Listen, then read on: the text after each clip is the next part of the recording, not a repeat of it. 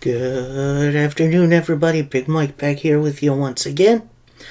And today I am here to review NWA 312, which took place this Friday, although I watched it on Saturday, so.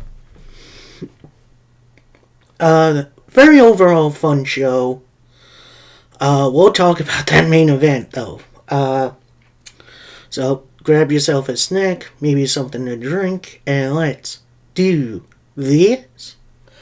So, our first match on the card.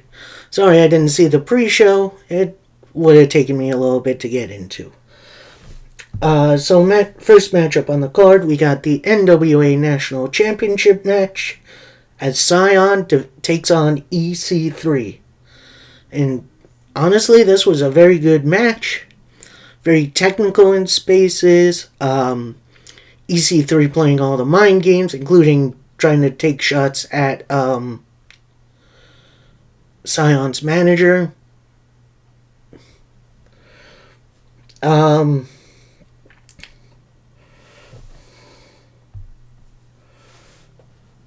then after forcing himself into the crossface position, EC3 gets it on for the submission victory. I was very surprised to see Scion lose this title. But overall, it was a good opening matchup, and congratulations to EC3.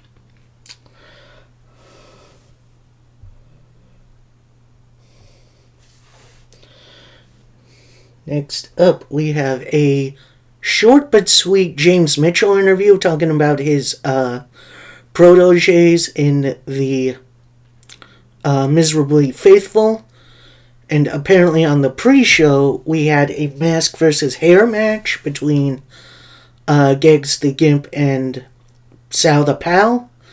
And apparently during the match, or post-match, I believe it was, Zion and Sal pretty much said nah to the whole deal. So it looks like the stable may be cracking a little bit.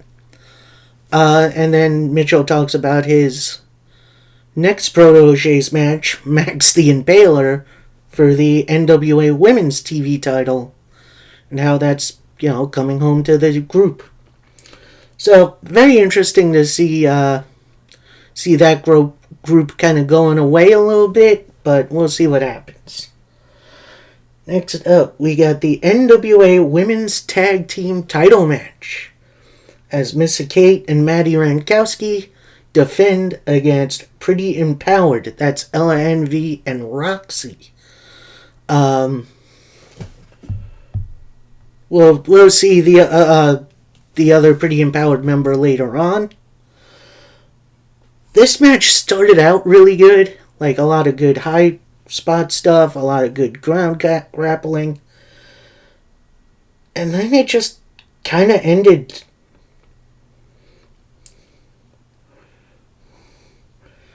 After a kick lafay by the champions, who now go by the name of M95, which I do like that name. Pretty, like I said, it started off really good, but then just kind of ended.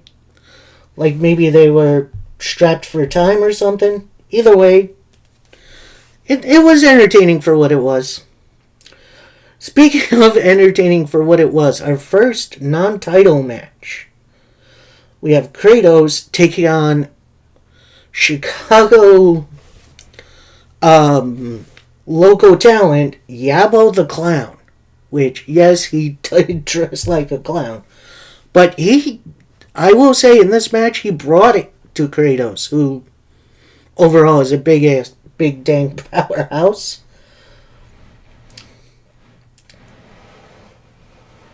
And, it was a short but sweet match. I enjoyed it for what it was. A couple powerhouses kind of going at it. Winner, Kratos. We then go into the 20-plus man Battle Royal, where the winner gets a future title shot for the national title. And I say 20-plus because there were some extra names involved. And honestly, it got off right away. A lot of big eliminations early. Rolando Freeman going a little bit farther than I thought he would, especially with all the powerhouses. It then comes down to Odinson and Thrillbilly Silas, in which I wouldn't say no to a singles bout between these two in the future. It looks like Thrillbilly is about to get knocked over the top. He then escapes. Big old drop kick over the top rope to get the victory. So in the future, we're getting Thrillbilly Silas versus EC3, in which, honestly, I'm kind of there for it. We then have the NWA Women's TV title match. Now, the winner of this match would get a trophy, which a lot of people would think, oh, why isn't it a championship belt? Apparently, the winner of this match will get to decide the design of the belt, which, honestly, that's pretty cool. I like that. A more personalized, stylistic belt, it works. I think it'll look nice. Early on, this match was absolutely dominated by Max the Impaler. Like, with maybe a flicker of comeback from Kenzie Page, only to get snuffed out. And then Samantha Starr for, and I guess they're associates a little bit, tries to get involved. Then Max just brings her in, dominates her. And then Kenzie Page's sister, I'm sorry, I'm blanking on the name, tries to get involved as well. She then gets tossed to ringside. Kenzie Page then with a springboard cutter from out of nowhere to pick up the victory. So, yeah, Kenzie Page, your inaugural NWA Women's TV Champion. After a lot of shenanigans, which, you know, up until this far, there hasn't been that many shenanigans in matches, but I think this worked, especially against, you know, someone as dominant as Max the Impaler.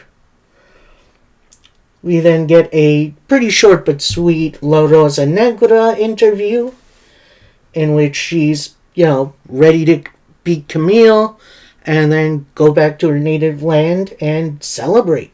Which, yeah, short but sweet promo, getting me hyped up for the following match, for the women's title match.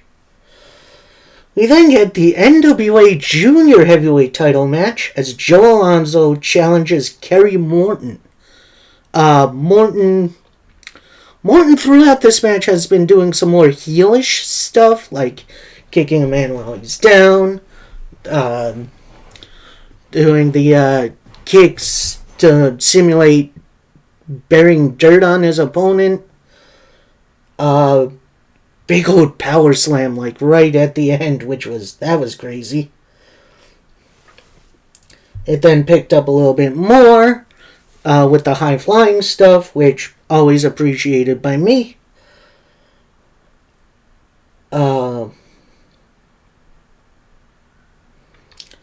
Then Stanley, who is Joe Alonzo's manager, looks like he's going to get involved in the match. Ricky Morton, who is Kerry Morton's father, takes him down off the apron and just gives him a nice looking right hook.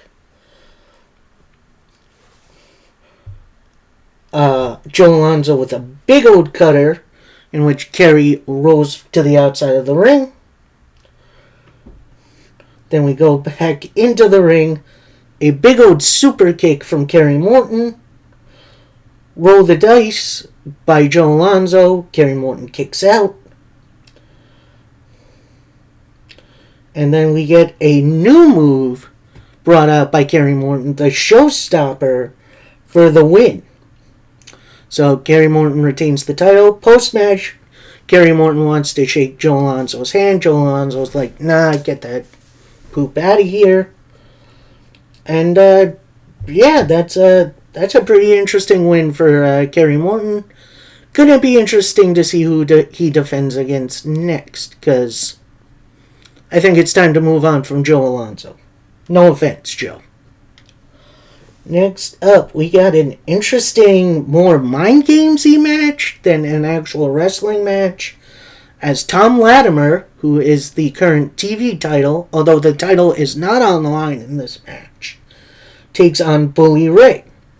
Now, Bully Ray then gets a microphone and says, "Hey, Tom, you know if this wasn't an exhibition match, I would have beaten you for the title. So, let's go with this." Definitely a bit of a slow start to get going.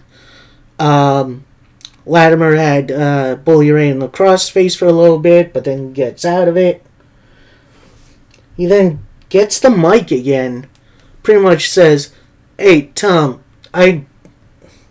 we now know who wears the pants in this family. It's Camille." And that just sets Latimer off. He starts hitting him and kicking him in the corner. He wanted Latimer to hit him with the title, but that didn't happen. Instead, he just continued the beatdown. Ref calls for a DQ for a win for Bully Ray. So, not sure where this goes. Do we see Latimer versus Bully Ray for the TV title in the future? Who knows? We'll see.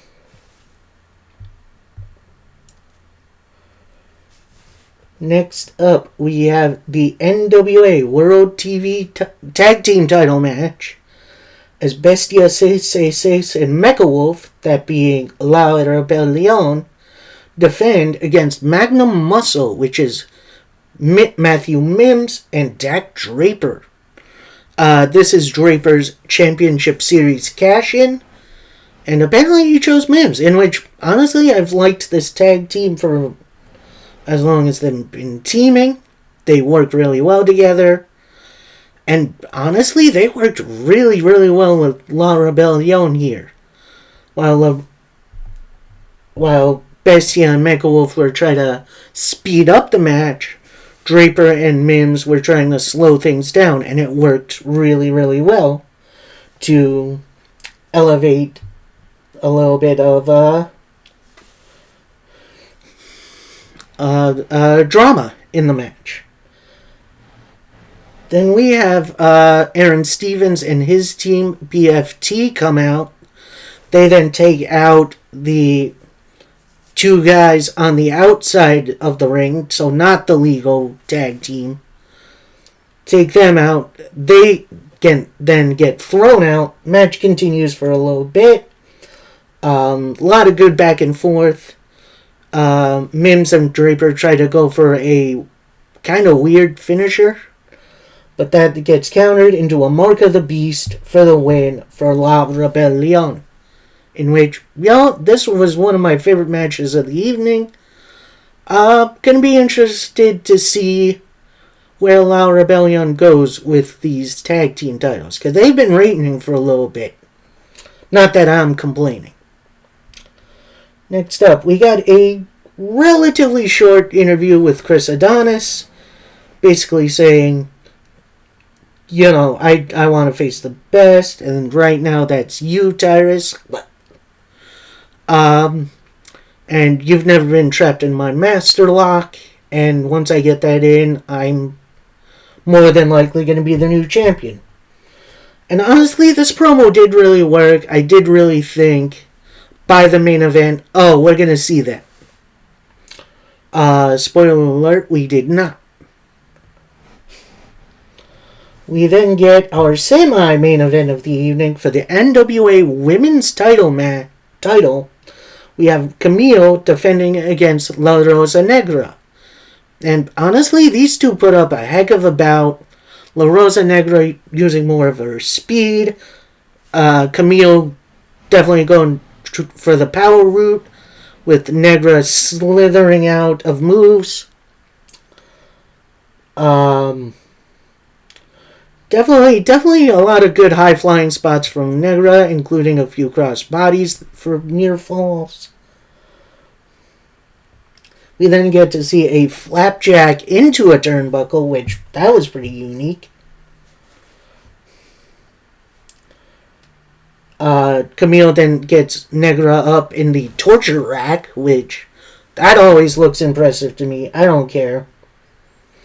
And then she almost immediately, transfers into a power bomb, which Camille's power bomb looks it's one of my favorites in the modern age. I feel like it's on the level of Batista. That's how good these power bombs look. A little bit later on, we get a cookie splash, which is La Rosa Negra's finisher. Camille kicks out. La Rosa Negra goes for it again. Camille hits a cutter from off the top, which that was impressive. Transfers right into the spear for the Camille retention. This is an up there that match for me. Like, seeing the evolution of Camille from just a manager and a heavy for Nick Aldis to her own entity and to a really dang good wrestler, I'm definitely here for it. The one-time champ, baby. And then Mo, the NWA World Title match as Chris Adonis takes on Tyrus. And let's just say, the story of the match was pretty much Chris Masters trying to get in the master lock, Tyrus powering out. He even tried to get it up on the second rope, which he does eventually, but then Tyrus backs him up into a corner. Then Adonis gets his wind back a little bit, goes for some shoulder blocks and a flying axe handle, which was pretty dang good.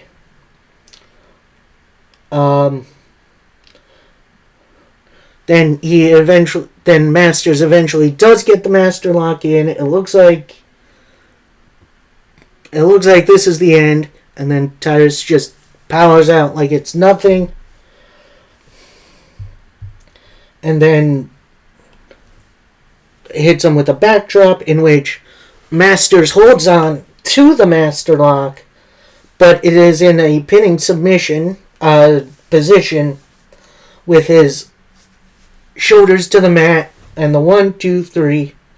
And your winner, still NWA champion, Tyrus. It wasn't a terrible match. The story being told was interesting. And I think Tyrus is definitely working on his stamina a little bit in the ring.